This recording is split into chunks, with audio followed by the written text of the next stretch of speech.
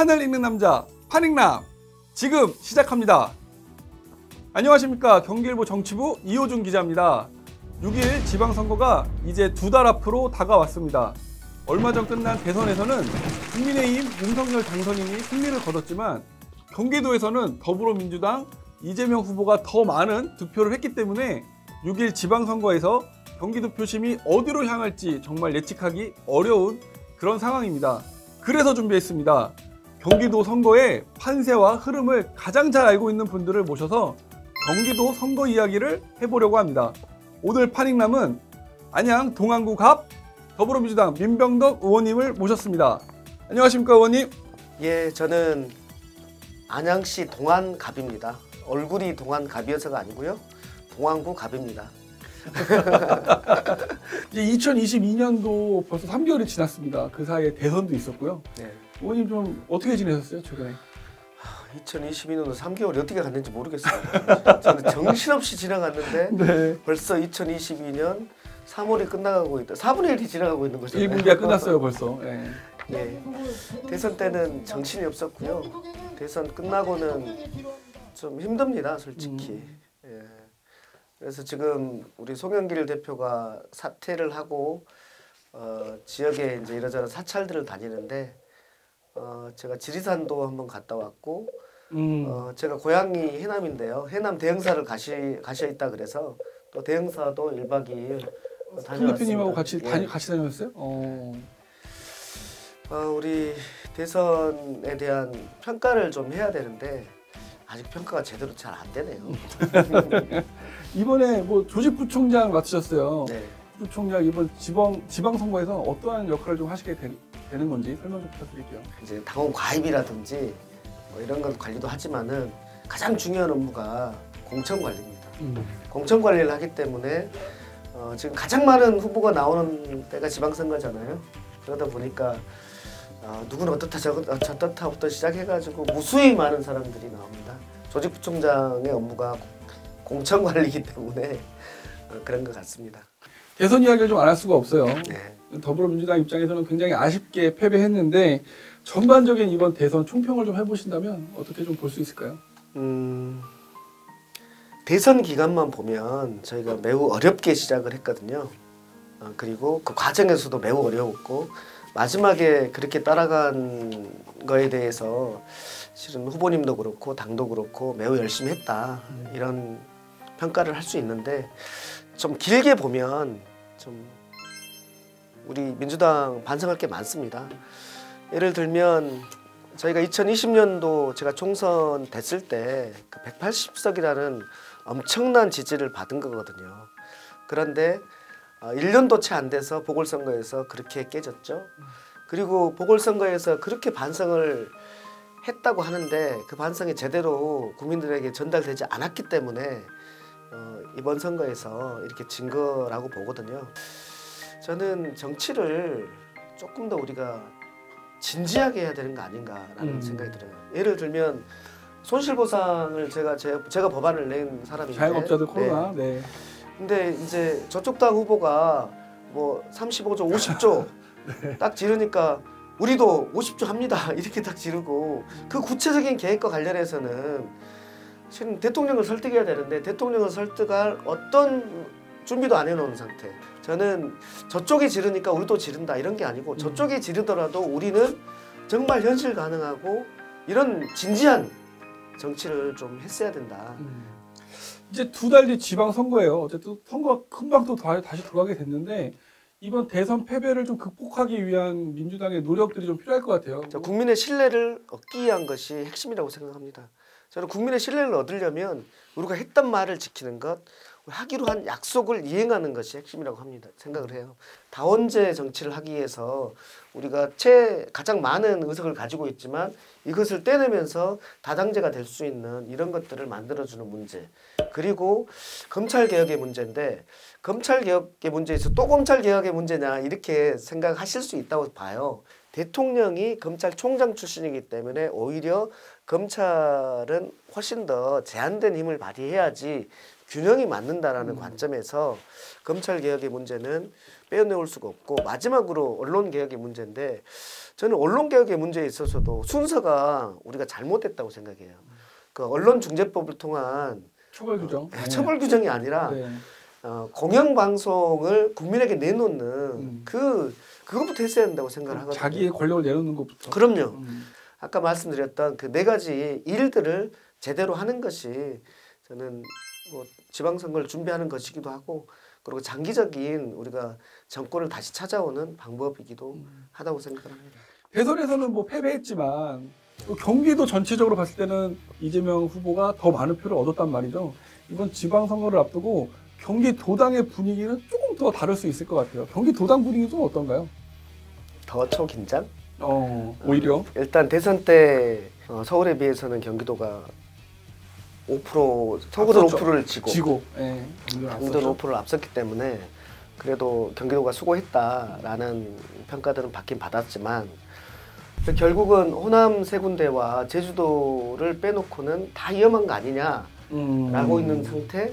거기에서 수도권이 중요한데 인천도 조금 이겼고 서울은 졌고, 그다음에 경기도가 그래도 5% 이겼는데 다 위험하다고 보는 거거든요. 그 초긴장이라 하면 뭐냐면, 경기도 5% 이겼는데 경기도 지면 이제 큰일 나는 최후의 보루 같은 그런 느낌인 거죠? 그런 상황인 거예요. 그러니까 훨씬 더 잘해야 한다라는 경기도의 분위기는 초긴장. 예. 민주당 경기도당에서는 어떻게 좀 공천 전략을 짜고 계신지 조금 공개 좀 해주실 수 있을까요? 당선 가능성을 두고 안정적인 그런 공천 전략을 짤 거냐, 아니면은 새로움을 보여주기 위한 혁신적인 전략을 짤 거냐, 이 두 가지가 지금 혼재해서 논쟁 중에 있는. 다만 우리 기존에 계셨던 우리 현직이셨던 분들에 대한 평가는 그분들이 4년 동안 얼마나 국민의 신뢰를 얻어왔는지에 대해서는 명확히 판단하겠다. 조금 더 현직 그 시장 군수분들에 대한 엄격한 잣대를 둬야 되겠다. 당연하죠. 이런 거죠. 당연하죠. 이준석 대표로 표현되는 세대 교체가 있기 때문에 우리도 어느 정도 할 것인지가 지금 핵심 관. 청년 공천. 예. 네, 청년. 여성에 관련된 공천도 많이 신경 쓰고 계시잖아요. 네, 물론이죠. 네. 말한 것을 정말 지키는 그런 공천이 원칙이지 않을까 싶습니다. 그 경기도지사 이제 후보분들 민주당에서 거론되는 분들이 계세요. 연태영 전 수원특례시장님은 출마 선언을 하셨고, 안민석 의원님 그리고 조정식 의원님 이런 분들 거론되시고, 또 새로운 물결의 김동연 대표도 지금 뭐 아직은 여권이니까 아직 범여권 후보로 거론이 되고 있는데, 이분들 좀 뭐 의원님 한 줄 평? 이분들 어떤 매력을 좀 갖고 있을까요? 조정식 의원님 정말 실무에 강하신 분이거든요. 맞아요. 네. 정책위 의장도 하시고 정책적으로 실무가 굉장히 강하다는 것에 대해서 우리 국민들께서, 도민들께서 많이 모르시고 계신다. 까도 새로운 게 나오시는 그런 분이다. 양파스 남자. 그렇죠. 그 다음에 우리 안민석 의원님, 안민석 의원님 후배들한테 매우 잘해주십니다. 아, 그래요? 기본적으로.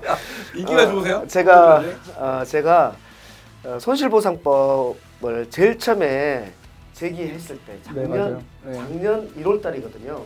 그때 아무도 도와주지 않았습니다. 이게 무리한 법이다라고 생각을 많이 하셨어요. 포퓰리즘 같은 그런 느낌이셨나 보더라고요. 지금은 제가 얘기한 거 다 하고 있거든요. 근데 그것을 그때 오선 의원님, 다선 의원님이 병덕아 내가 같이 해줄게 라고 하면서 모든 토론과 이런 것들을 같이 해주셨던 분이 안민석 의원님이세요. 앞을 내다보는 해안이 매우 출중하신 분이다, 이런 느낌이 듭니다. 그리고 염태영 시장님은 제가 매우 존경하는 분인데, 시민들의 마음을 아주 잘 읽는, 그리고 더 중요한 것은 뭐냐면 그것을 시민들하고 같이 할 줄 아는, 그분이 가진 아이디어가 아직 소진되지 않았을 거라고 생각합니다. 저는 개인적으로 우리 김동연 대표님을 제가 잘 알지 못해요. 그렇지만 이 국가적 어젠다를 다 섭렵하신 분이잖아요. 그 가치가 충분히 있을 거라고 봅니다. 제가 봤을 때는 안민석 의원님 분량이 제일 많았으니까 의원님의 마음을 약간 좀 안민석 의원님한테 기우는 쪽으로 해석을 해도 될까요? 조직부총장님의 마음을 안민석 의원님 쪽으로. 그렇게 하면은 우리 정시경이랑 염태영 시장님 엄청나게 서운해하실 거고. 그럼 반대로 의원님이 생각하실 때 국민의힘 경기도지사 후보 중에 가장 견제되는 분. 참 이 질문이 가장 어렵네요. 가장 재밌는 질문입니다. 네. 지역을 가장 많이 아시는 분은 그래도 지역에서 우선을 하셨던 심재철 의원님이시지 않을까 이런 그래서? 생각이 네. 들고, 또 저는 또 잘 알아요. 저희 학교 선배이시기도 하고 또 같은 동네이기 네, 때문에 그렇죠. 네. 여러 번 이제 만나 뵈신 제가 선배님 이렇게 하시는 분이고, 그래서 경기도를 가장 잘하는 분으로서는 그분이 가장 껄끄럽지 않을까라는 측면이 있고, 또 세대교체의 바람이라든지 신선함이라든지 이런 부분에 있어서는 우리 김은혜 의원님도 매우 파괴력이 있지 않을까라는 생각이 들고요. 또 이제 급으로 보면 뭐 유승민 의원님이나 거물급. 유승민 전 의원님이라든지 뭐 원희룡 전 지사님이라든지 그러시지 않을까라는 생각이 드는데, 저는 어쨌든 간에 이분들이 나오시려면은 경기도와의 어떤 관련성, 경기도와 관련된 자신의 마음이 담긴 인연, 전문성 이런 것들이 이 경기도민들에게 어필할 수 있어야 되지 않을까라는 생각은 듭니다. 그러면 이제 마지막으로 의원님, 우리 예언을 한번 해볼까 봐요. 이제 2달 남았습니다. 지방선거. 지난 4년 전 지방선거에는 31개 경기도 시군 단체장 선거에서 민주당이 29대 2의 압승을 거뒀습니다. 이번에 어디 지역인지 말씀하지 마시고 몇 대 몇 스코어 나올 거다. 이 스코어를 정확하게 맞추시면 저희 경기도에서 큰 선물을 준비하고 있는데요. 저희 PD가 의원님 지역구 주민이에요. 그래서 그걸 맞추시면 꼭 한 표를 행사하겠다고 합니다. 오늘 나중 총선 때. 저는 그래도 25석 정도는 했으면 25대 6. 25대 6. 저희 당이 처음으로 됐던 지역들 있잖아요. 네. 거기에서 민주당 군수, 민주당 시장이 됐더니 좀 다르더라. 사람을 바꿔봤더니 다르더라. 이런 곳들이 저는 꽤 있을 거라고 봐요. 그래서 이번 대통령 선거에서의 결과가 그대로 대입되지는 않을 거다. 그렇게 보면 25석, 25군데 정도는 방어할 수 있지 않을까라는 기대 어린 예측을 해봅니다. 네. 오늘 그 파링남에서 못하신 말씀이거나 꼭 하시고 싶은 말씀 있으면 한 말씀 부탁드릴게요. 판을 읽어주는 남자 해서 지금 저를 선거판을 읽어주는 그런 남자로 부른 것 같습니다. 또는 정치판을 읽어주는 남자 이렇게 부른 것 같은데요. 저는 정치학과 출신이긴 하지만 대학 때부터 철고촌에서 이 주거 문제 관련해서 한 30년 정도 해왔던 사람이에요. 저는 민생판을 읽어주는 남자가 되고 싶습니다. 선거판, 정치판 이것도 좋지만 더 중요한 것은 민생판을 읽어주는 남자. 그래서 사람을 살리는 정치를 하고 싶습니다. 파링 남자 여기까지 마치도록 하겠습니다. 감사합니다. 네. 고생하셨습니다. 네.